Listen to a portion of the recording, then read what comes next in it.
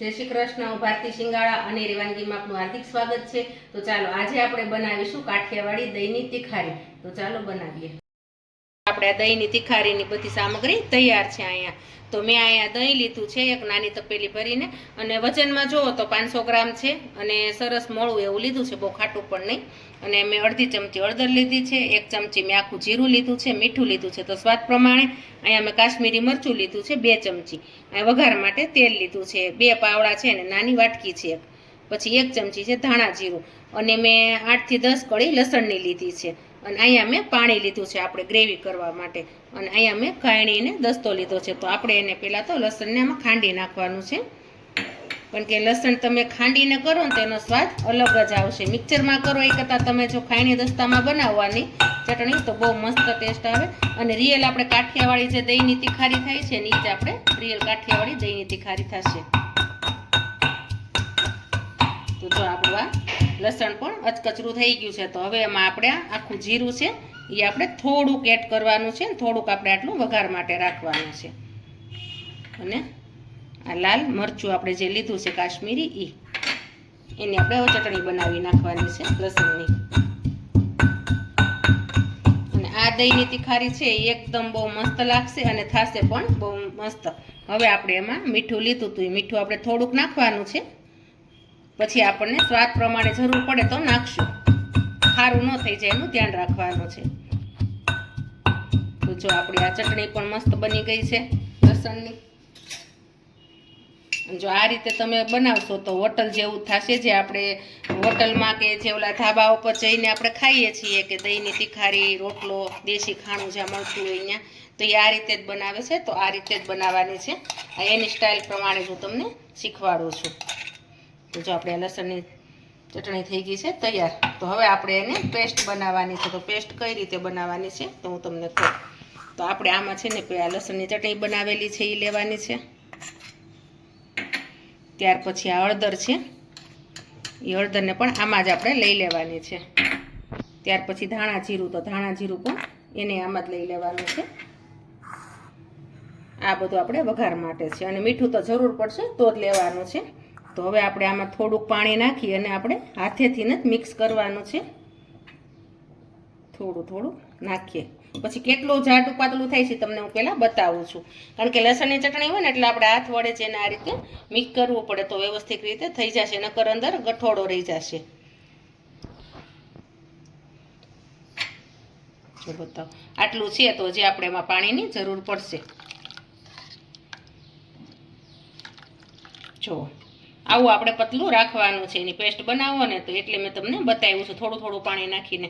તો આપણે આ પેસ્ટ તૈયાર છે. તો હવે આપણે એને વઘાર કરવાનો છે. તો વઘાર કરવા માટે હું પહેલાં તો અહીંયા હવે પેન ગરમ કરવા મૂકી દઈશ. થોડુંક આપણું વાસણ ગરમ થાય પછી એમાં આપણે આપણું જે આ પેન મૂક્યું તો વાસણ એ પણ ગરમ થઈ ગયું છે. તો આપણે એમાં હવે તેલ પહેલાં એડ કરી દઈશું.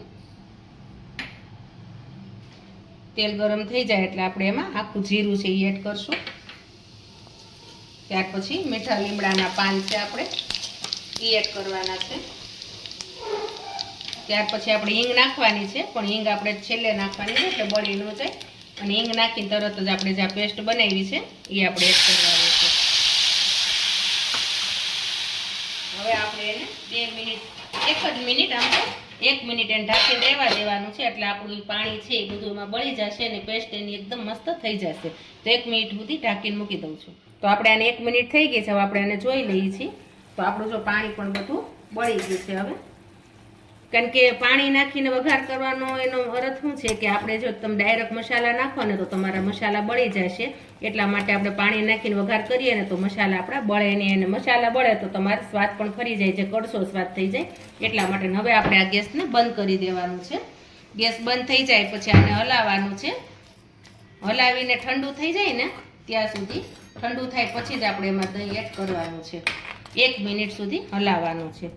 એટલે પાણી નાખીને તમે આ રીતે વઘાર કરશો ને તો તમારે એકે મસાલા બળશે ને એનો સ્વાદ પણ એવો ને એવો જળવાઈ રહેશે.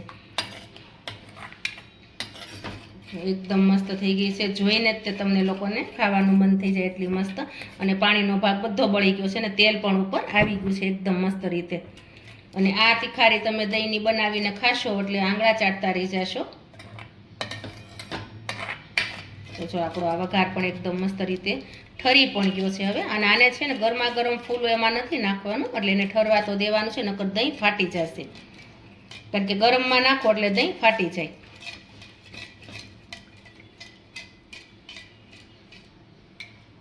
તો હવે આપણે આ દહીંની બધી આ છે ગ્રેવી એકદમ મસ્ત રીતે ઠરી ગઈ છે. તો હવે આપણે જો આ દહીં જે છે તો એ દહીંને આપણે એમાં એડ કરવાનું છે.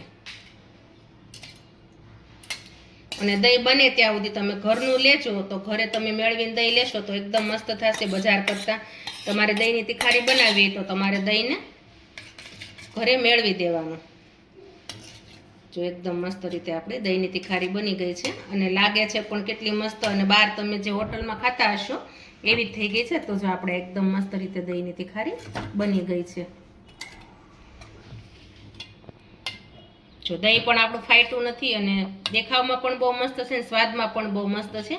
તો જો આપણી આ દહીંની તિખારી તૈયાર છે. તો તમે આવી જ રીતે બનાવજો, એટલે પરફેક્ટ આ રેસીપી છે. તો તમારી દહીંની તિખારીને કાંઈ પણ નહીં થાય. હા, અને જો તમને લોકોને કોથમરી ભાવતી હોય, તમારા ઘરે ખાતા હોય, તો તમે એમાં થોડી થોડી કોથમરી પણ એડ કરી શકો છો. ન ખાતા હોય તો તમે ન નાખતા તો પણ ચાલશે. જો મસ્ત આપણી દહીંની તિખારી થઈ ગઈ છે. હવે આપણે બાઉલમાં કાઢી લેશું. તો આપણી કાઠિયાવાડી દહીંની તિખારી તૈયાર. નાના મોટા સૌને ભાવે એવી છે પાછી. જો એકદમ મસ્ત આપણી તિખારી તૈયાર થઈ ગઈ. તો જો આપણી આ દહીંની તિખારી એકદમ મસ્ત બની ગઈ છે. જે કાઠિયાવાડી દહીંની તિખારી કહેવી એની સાથે મેં લીધો છે બાજરાનો રોટલો. અને દહીં તમે ખાસ કરીને જો ખાટું લેશો તો તમને વધુ મજા આવશે, પણ ખાટું ન ખાતા હોય તો મોળું પણ લઈ શકો છો. તો તમે જરૂરથી મારી આ રેસીપી ટ્રાય કરજો. વિડીયોને લાઈક કરજો, શેર કરજો, સબસ્ક્રાઈબ કરજો. જય શ્રી કૃષ્ણ.